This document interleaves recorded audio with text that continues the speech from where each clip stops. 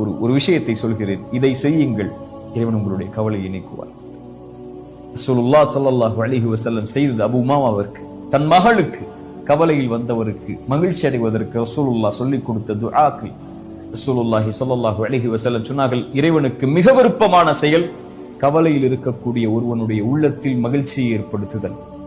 உங்களால் ஒரு கவலையில், கடலில் இருக்கக்கூடியவனுக்கு, கஷ்டத்தில் இருக்கக்கூடியவனுக்கு, பொருளாதார நெருக்கடியில் இருக்கக்கூடியவனுக்கு, குடும்ப உறவுகளை பிரிந்து வாழக்கூடியவனுக்கு ஒரு மிகப்பெரிய செல்வத்தையோ ஒரு உறவையோ அமைத்துக் கொடுக்க முடியாமல் இருக்கலாம்.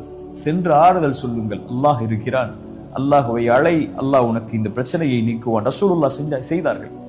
சொல்லுங்கள், அல்லாஹ் ரப்புல் ஆலமீன் அதன் மூலமாக யாரோ இன்னொருடைய உள்ளத்திலே மகிழ்ச்சி ஏற்படுத்தினால் அல்லாஹ் உங்களுடைய உள்ளத்திலே மகிழ்ச்சி ஏற்படுத்துவான். லா தஹ்சன் யா அஹி. உலக வாழ்வு இயல்பானது, மிக லேசானது. இது இன்றோ நாளையோ முடிந்துவிடும்.